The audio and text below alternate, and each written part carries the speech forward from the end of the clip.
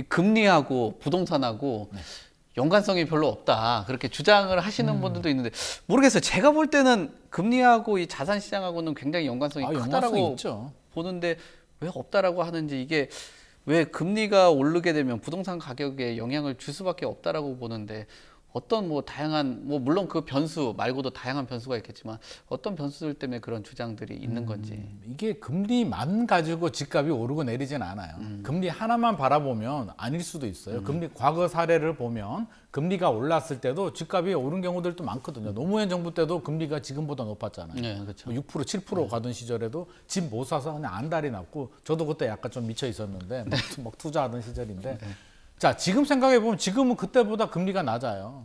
그리고 2008년도 이제 글로벌 금융위기 때 뭐 생각을 해보면 그때는 금리가 높았는데 집값이 이제 금리가 올라가면서 집값도 떨어졌는데 지금은 또 그렇게 많이 떨어지지도 않고. 그렇죠. 상관관계가 없다라는 이야기를 많이 하는데요. 상관관계가 있죠. 왜 있냐면 기본적인 메커니즘만 보더라도 금리가 올라가면 대출이자 부담이 늘어나고요. 그렇죠. 또 예금 금리도 올라가죠. 우리 한 3년 전만 하더라도요. 예금 금리가 1% 수준이에요. 1% 초반대, 뭐 0. 몇 %도 있었고요. 그러다 보니까 여유자금 있는 분들이 은행에 넣고 1% 예금 금리 받으면 실제로 마이너스죠. 인플레이션 방어가 안 되니까 그냥 울며 겨자 먹기로 투자하시는 분들도 꽤 있었거든요. 근데 지금 예금 금리가 3% 넘어서 3.5% 정도 갑니다. 1금융권이 잘 찾아보면 3.5% 정도면은요. 어설픈 부동산 투자하는 것보다 그냥 은행에 넣어두는 게 훨씬 나아요. 세금 뭐 취득세 안 내도 되고요. 종부세 안 내도 되고요. 떨어지는 부담도 없고요. 그래서 예금 금리도 올라가고 대출 금리도 올라가기 때문에 굉장히 부담스럽고, 저는 가장 우려하는 게, 물론 금리 하나만 바라보고 우리가 판단할 수가 없는데, 자, 2012년도가 이제 서울 기준에서 바닥이었고요. 13년부터 이제 좀 반등을 치고 15년부터 본격적인 상승을 했는데, 자, 우리가 금리만 가지고 집값을 다 판단할 수는 없습니다. 뭐 과거에도 금리가 더 노무현 정부 시절에는 금리가 더 높았잖아요. 그렇죠. 그래도 집값 못 사서 그냥 뭐 안달이 나던 시절도 있었는데 지금은 금리가 낮아요. 근데 이론적으로만 보면 뭐 대출이자 부담이 늘어나니까 당연히 집주인들은 버틸 능력이 좀 부족해지고요. 또 사야 되는 분들은 대출이자 부담 때문에 사야 되는데 안 사는 경우들도 늘어나고, 예금 금리도 올라가죠. 예금 금리 올라가니까 한 3년 전만 하더라도 금리가 1% 수준이었잖아요.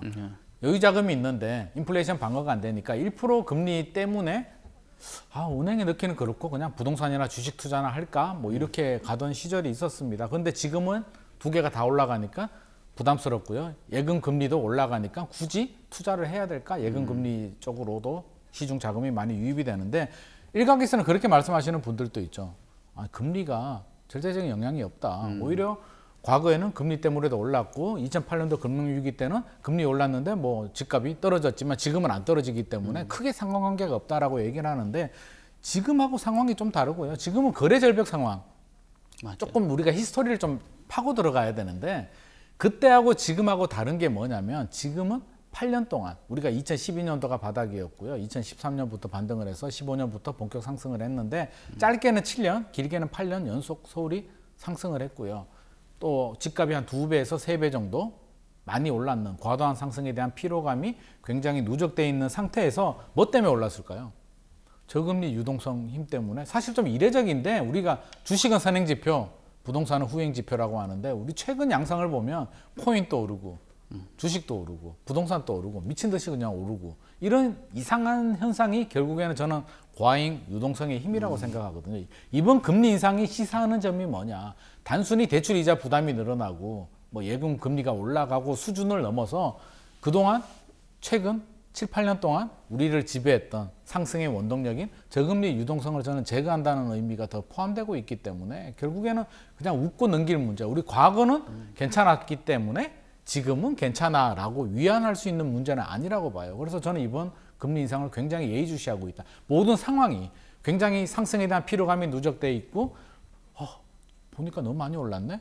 이거 더 오를 수 있을까? 우리가 왜 지금 투자를 안 하고 분양시장 또 죽어가고, 분양시장은 실수요자들 시장이잖아요. 맞아요. 무주택자들만 할 수 있는데 왜 실수요자들이 안 할까요? 작년까지는 그렇게 하고 싶었는데 안 하는 이유는 기대감이 없어졌기 때문이거든요. 모든 거는 기대감에서 출발한다고 저는 생각을 해요. 그래서 기대감이 있으면, 노무현 정부 때는 왜 금리가 높아도 샀을까? 더 올라간다는 당연한 기대감. 지금 또 금리가 10%라도 더 올라간다는 기대감이 있으면 그까이 거뭐 대출이자 그건 못 내겠어요?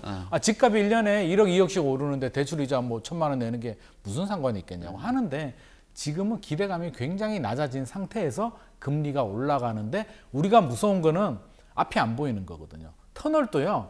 깜깜한 터널을 지나가면은 무서운 게 뭐냐면 끝이 안 보일 때, 어둠 속을 지나갈 때는 무서운데 결국에는 터널 끝이 있잖아요.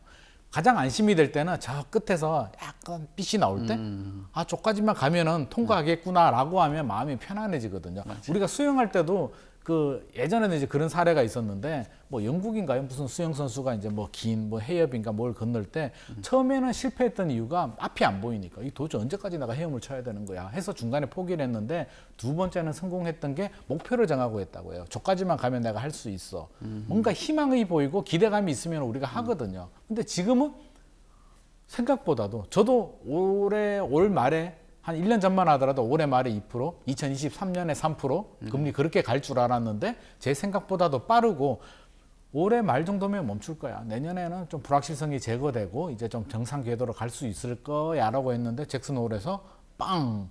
내년에도 몰라. 내년에도 더 올라갈 수 있어 라고 하니까 산산이 부서지는 거죠. 아, 불안감, 불확실성, 공포감 이 기대는 도무지 할 수가 없겠구나라는 심리가 강해지기 때문에 저는 지금 상태가 빨리 개선이 되지 않으면 6개월 내에 개선이 되지 않는다면 저는 침체기 진입은 불가피할 것 같고요. 그러면 반등을 쳐야 되는데 물론 뭐 일시적 조정 이제 불확실성이 제거되면 또 실수요자들 매수 대기자들이 들어갈 수 있으니까 반등은 있을 수 있겠지만 다시 대세 상승되기에는 저는 그 모멘텀이 좀 부족하지 않을까. 뭐가 나오면 과연 사람들이 막 집을 사고 싶어 하고 금리가 올라도 더 사고 싶을까? 뭐가 있을까요?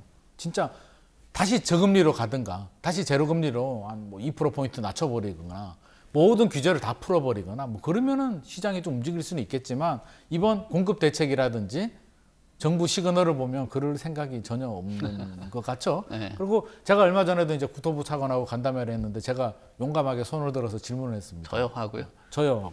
아, 뭐 질문 기회도 아니었는데 저요 하고 던졌습니다. 시장이 이렇게 어려운데 이렇게 방치해도 되겠느냐. 그리고 공급 물량도 너무 많다. 이거 공급 계획들이 나오면 시장이 침체가 되는데 규제도 풀어야 되고 우려가 되지 않냐라고 하니까 우려가 되지 않는답니다. 안정되는 게 중요하고 당분간은 모니터링하고 지켜보겠다. 공급도 꾸준하게 해야 된다. 이거 멈추면 나중에 또 집값 오르는 거 아니냐. 여전히 정부는 집값 오름에 대한 상승에 대한 그 두려움을 아직도 가지고 있는 것 같아요. 그 얘기는 규제를 빨리 안 푼다는 얘기고요. 금리 인상 불확실성도 더 지속이 된다는 얘기. 결국에는 반등할 수 있는 모멘텀을 우리 시장에서는 당분간 찾지 못할 것이기 때문에 침체는 더 지속이 될 것 같습니다.